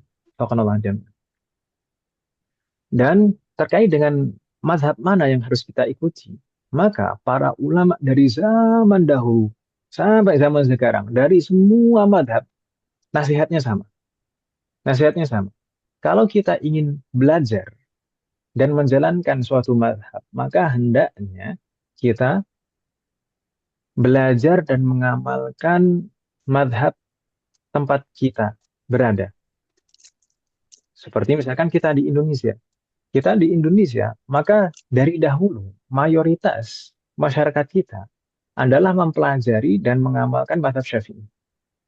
Maka akan sangat lebih bijak kalau kita juga belajar dan mengamalkan mazhab Syafi'i supaya tidak banyak gesekan dan perselisihan.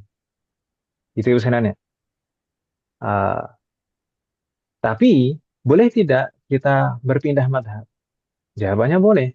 Kalau misalkan dalam kasus-kasus bahkan kalau misalkan tidak ada sebab sekalipun, boleh kita berpindah mazhab. Atau misalkan dalam kasus-kasus yang mana kita sulit untuk mengamalkan mazhab yang kita pelajari. Misalkan di pertemuan yang lalu sempat ditanyakan untuk, enggak, di Majelis Mudarasah kemarin ditanyakannya, atau di sini, saya lupa. Terkait dengan tawaf kemarin. Tawaf itu kan kalau misalkan menjalankan mazhab Syafi'i agak susah ini, karena kalau misalkan sekedar tersentuh laki-laki dan perempuan kulit dengan kulit itu langsung batal, ya atau ya. Maka cukup sulit kalau kita tetap berpegang dan mengamalkan mazhab Syafi'i di sana.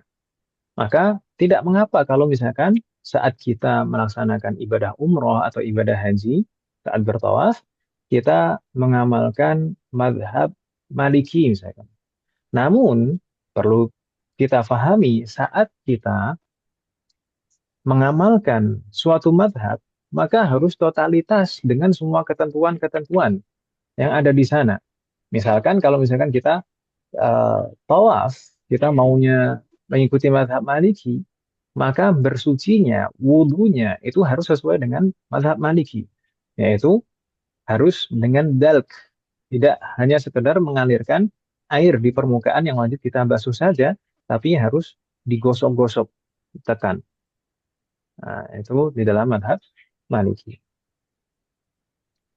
Demikian juga kalau misalkan masalah puasa, konteks puasa, kita dalam pembahasan puasa kemarin kita jelaskan tidak mengapa kalau misalkan kita di awal Ramadan kita menghadirkan niat sesuai dengan yang ada di dalam mazhab Maliki. Di dalam mazhab Maliki boleh menghadirkan niat puasa 1 bulan penuh di malam pertama Ramadan sebagai bentuk jaga-jaga.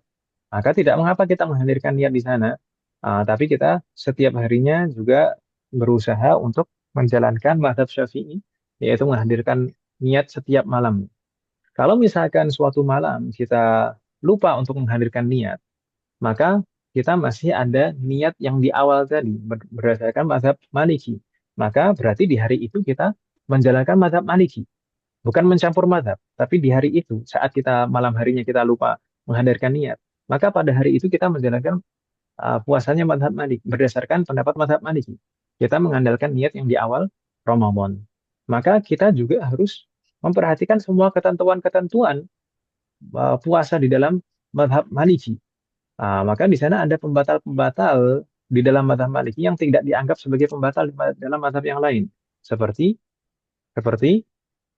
makan atau minum karena lupa, itu batal di dalam mazhab Maliki. meskipun karena lupa. Kalau di dalam mazhab yang lain tidak batal kalau karena lupa. Demikian juga keluar madhi itu juga membatalkan puasa di dalam mazhab Maliki. Dan tidak membatalkan di dalam mazhab yang lain.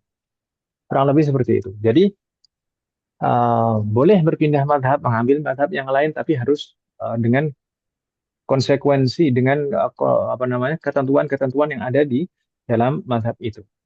Tapi kalau misalkan mencampur adukkan pendapat mazhab-mazhab di dalam satu permasalahan, itu yang tidak boleh. Kalau pindah mazhab secara totalitas boleh, dalam permasalahan yang berbeda itu boleh.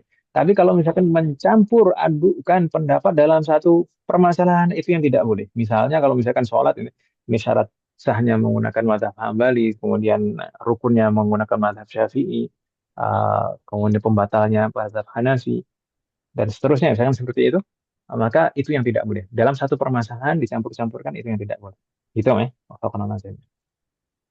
Ya Ustadz, berhubung belum paham tentang madhab, ya paling ya mengikuti yang biasa diajarkan aja sama ustadz-ustadz yang memberikan pemahaman tentang agama. Kok yang lain-lain kan belum ngerti gitu, belum paham, ya ikut aja, paling gitu Ustadz. Ya apa-apa. Sebagai orang awam kita nggak apa-apa, ikut aja. Yang penting yang kita ikuti itu kita yakin aman ya. Iya, insya Allah. Nah, Iya Ustadz. maksudnya yang kita ikuti kita yakin dia juga paham tentang madhab itu. Apalah aja. Ya, semoga Allah berikan taufik pada kita semua. Di sini ada keterangan tambahan, umat sekalian. Ini tatimah. Tatimah ini pelengkap, umat sekalian. Terkait dengan jumlah 60 fakir miskin itu diambil dari mana? Kan tadi di dalam hadis tadi disebutkan sitina miskinan. Ya kan, ya? Kemudian tapi kok 60 fakir miskin kok jumlahnya harus masing-masing satu mud, itu bagaimana? Maka para ulama mengambil kesimpulan dari penggalan hadis. Dzukira fil hadits sabiq fa utiya an-nabiy sallallahu alaihi wasallam bi'araqin fihi tamr. Bahwasanya Rasulullah diberikan bingkisan berupa araq, bejana yang di dalamnya ada tamar. Maka al-araq huwa maktalun yunsaju min khawsin nakhl. Araq itu adalah wadah atau bejana yang dibuat dari anyaman daun kurma. Yang ukurannya itu standar. Yang ukuran besarnya itu standar. Kana fihi khamsata asyara sa'an. Setiap araq itu bisa menampung 15 sa'. 15 sa'. Wa kullu sa'in arba'atu amdad. Dan setiap satu sa' itu terdiri dari 4 mud. Maka kalau di total semuanya 15 dikali 4 berarti 60. Jumlahnya semuanya 60 mud. Gitu sebenarnya. Jadi di dalam bejana tadi jumlah kurmanya itu ada 60 mud. Sedangkan tadi disebutkan yang harus diberikan makanan adalah sitina miskinan, 60 orang miskin. Kalau misalkan dibagi rata, maka masing-masing mendapatkan satu mud. Begitu ya usulannya. Kemudian berikutnya fal muddu rubu'u sa'. Tadi kita pahami bahwasanya satu mud itu adalah seperempat sa'. Kalau dikonversi menjadi ukuran berat, karena sebenarnya mud dan sa' itu adalah ukuran volume. Kalau dikonversi menjadi ukuran berat, yu'adilu bil wazn 600 gram takriban. 600 gram takriban. 600 gram kurang lebihnya. Namun ada juga yang mengatakan waqila 700 gram ihtiyatan. 700 gram untuk kehati-hatian. Sebagai bentuk kehati-hatian, 700 gram. Tapi sebenarnya 600 gram sudah sah. Begitu usahanya. Bisa difahami, Wahad? Insya Allah. Insya Allah bisa Ustadz. Nah, berikutnya, masih keterangan tambahan yang berikutnya, tatakarrarul kaffaratu bitakarruril ifsadi lis-shaum. Kafarah itu akan berlipat ganda jika puasa yang dibatalkan itu juga berlipat. Maksudnya bagaimana? فَإِذَا جَمَعَ فِي يَوْمَيْنِ لَزِمَهُ كَفَّارَتَيْنِ. Jika seseorang batal puasanya karena jima selama 2 hari, kan meskipun tidak berturut-turut, misalkan satu hari ini dia batal puasanya karena jima, di hari yang lain dia batal juga puasanya karena jima. Berarti ada 2 hari yang batal puasanya karena jima, maka double kafarah. Kalau misalkan membebaskan budak, berarti ya 2 yang dibebaskan. Kalau puasa berarti 60 hari puasanya. Apa? Berapa? 2 bulan tambah 2 bulan, 4 bulan. 4 bulan berarti berapa hari? 120 hari. Itu sana. Nah, berarti 4 bulan dia harus berpuasa. Kalau memberi makan fakir miskin, berarti 120 orang. 120 fakir miskin. Nah, gitu. Au fi thalathatin farsalas. Tapi kalau misalkan yang batal puasanya adalah 3 hari karena jima, 3 hari batal puasanya karena jima, maka ya berarti Ah, berlipat menjadi 3 kali. Gitu iya, Ustaz ya? iya Astagfirullah. keterlaluan Ustadz itu. Cuma disengaja, Ustaz. Ya masa nggak sengaja. Bikhilaf. Berbeda halnya bikhilafi takarruril wat'i fi yaumin wahid. Berbeda halnya kalau misalkan jima atau senggama itu berulang dalam satu hari yang sama, maka itu tidak menyebabkan kafarohnya berlipat. Walau bi arba'ati zaujat, meskipun dengan 4 istri yang berbeda.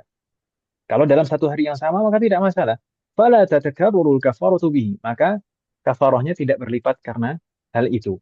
Li'annal ifsada hasala bil wat'il awal faqat, karena batalnya puasanya itu karena jima yang pertama saja. Nah, sedangkan yang berikutnya meskipun dengan istri yang berbeda itu bukan pembatal puasa lagi. Begitu Ustaz ya? Bisa difahami, Mas?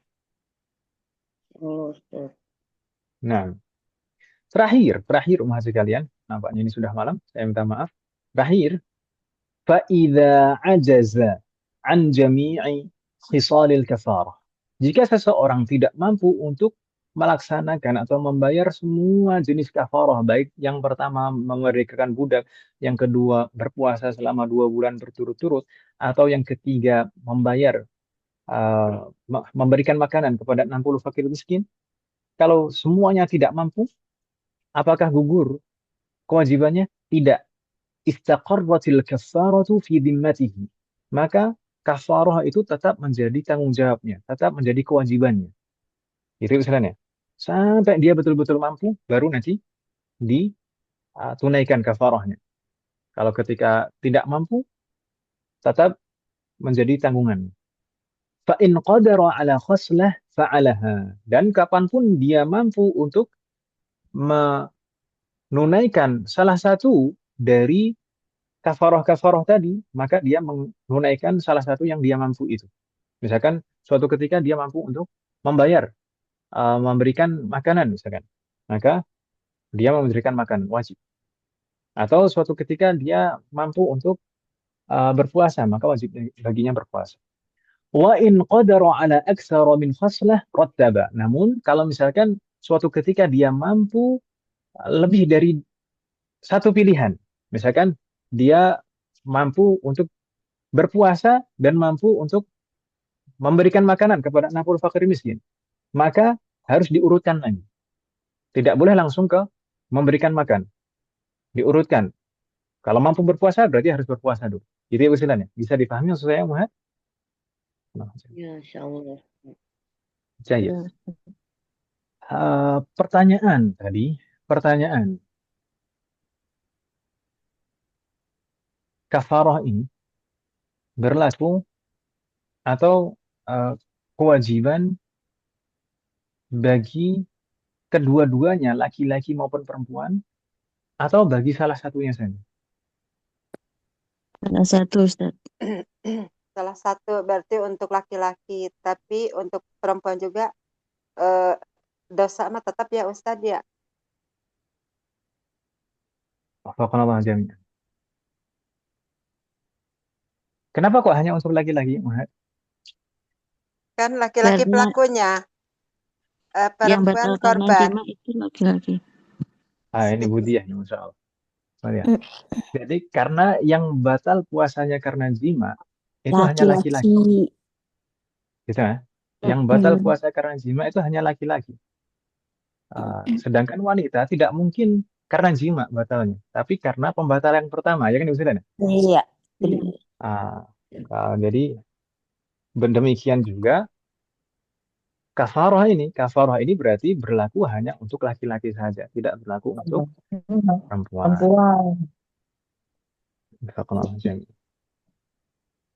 Anaknya berdua. Enggak, tadi ada batasannya. Ustaz, nanti kan kalau misalnya eh, dia kuatnya untuk yang memberi makan 60 fakir miskin ini, boleh nggak? Kan kalau puasa kan harus berturut-turut ya Ustaz. Ini boleh nggak kalau misalnya Nah, dia belum punya, dia dicicil. ya Wafaqanallah jami'.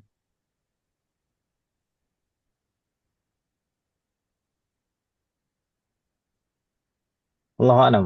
Saya belum mendapati keterangan masalah itu, tapi seharusnya boleh. Seperti halnya membayar fidyah itu boleh dicicil. Maka bisa saja di sini kalau mau dicicil, boleh saja. Kalau misalkan mampunya mencicil, maka dicicil. Tapi kalau misalkan sebaliknya, kalau misalkan pertanyaannya dibalik, bagaimana kalau misalnya tidak mendapati 60 fakir miskin? Jumlah fakir atau miskin di tempat yang mau ditunaikan kafarah itu tidak sampai 60. Lalu bagaimana? iya. Padahal sudah siap ini yang mau disampaikan itu untuk 60 orang.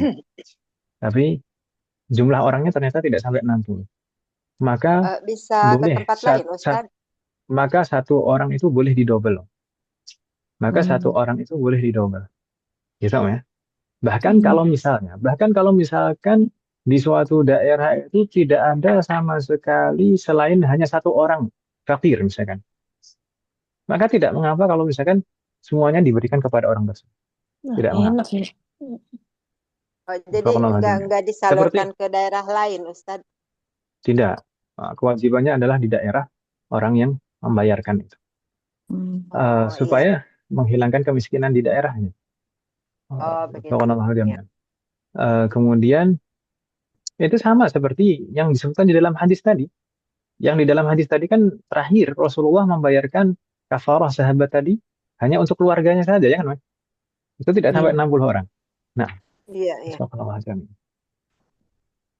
Oh, hanya daerahnya doang ya Ustadz. Soalnya suka baca di kayak di mana gitu, misalnya ada yang menerima ini fidyah akan kami salurkan ke ini di daerah ini. Berarti Sebenarnya enggak, sebenarnya ada beberapa problem sebenarnya.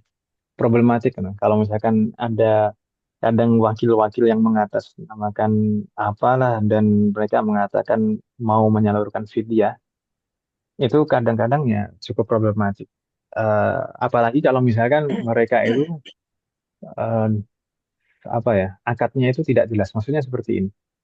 Apalagi kalau misalkan dimasakin ya, sudah dimasak, kemudian dia menjadi double pelaku akad, gitu kan. Nah, itu sudah akadnya bermasalah, kemudian fidyahnya dimasakin lagi, nah. Akhirnya kan ada kan kadang-kadang itu kita ya mohon maaf ya kita harus menyampaikan apa adanya. Kan kadang-kadang ada misalkan di SDG itu ada umahat ini menerima penyaluran fidyah ini kita masakkan dan kita salurkan itu. Pertama itu iya. dimasakkan itu fidyahnya tidak sah. Kemudian eh, eh, fulanah ini menjadi double pelaku di situ. Di situ dia sebagai wakil untuk menyalurkan untuk menyalurkan fidyah, dia wakil untuk menyalurkan fidyah dan dia juga sebagai pelaku pedagang di situ. Ya kan, Mas? Nggak boleh ya Ustadz. Nah, itu problem di situ akadnya. Oh iya, Oh, misalnya. dititipin apa malah jadi jualan gitu ya. Ya ya Ustadz. Semoga Allah memberikan taufik kepada kita semua. Amin. Afwan Ustadz Ada mau nanya, Nah, Yang beras, maksudnya yang beras saja itu, yang kafaro itu ukurannya seliter apa berapa ya Ustadz? Tadi satu orang satu mud, Om. Dan total 60 mud. Satu mud tadi berapa? 6 on. Tuh ya. Hah? Tadi sudah Berapa kita Ustadz? sebutkan, Om. 6 6 on on. sampai 7 Ya, on. baik saya awal kurang jelas, Om. Apa? Enggak, kalau diliterin berapa itu? 6. 7 on, Iya. kalau diliterin berapa ya? Dan nanti cari timbangan aja deh.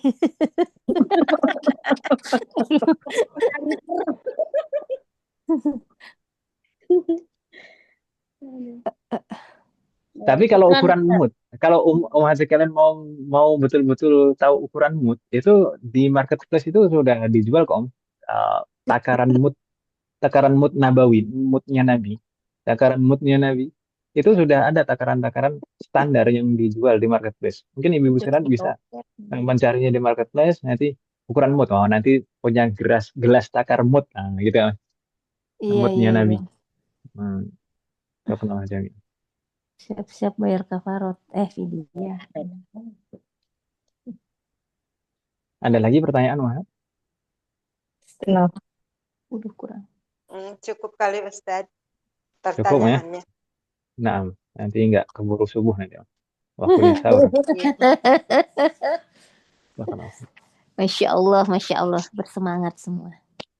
Saya minta maaf buat kalian, ini waktunya terlewatnya banyak lagi. Saya minta maaf.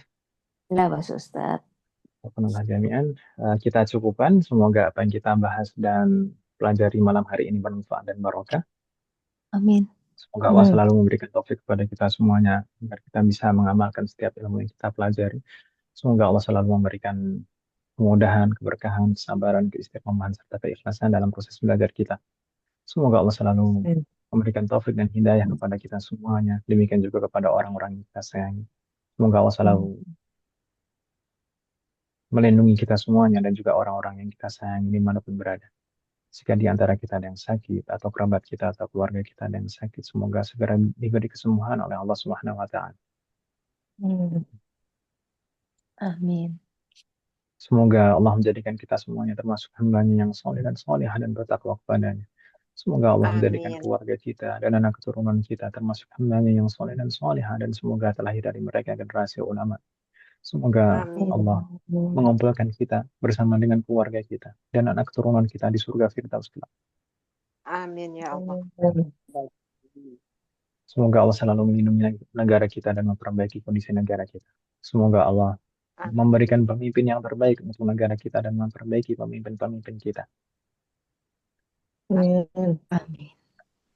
Semoga Allah mengampuni semua dosa-dosa kita dan menerima semua amal ibadah kita.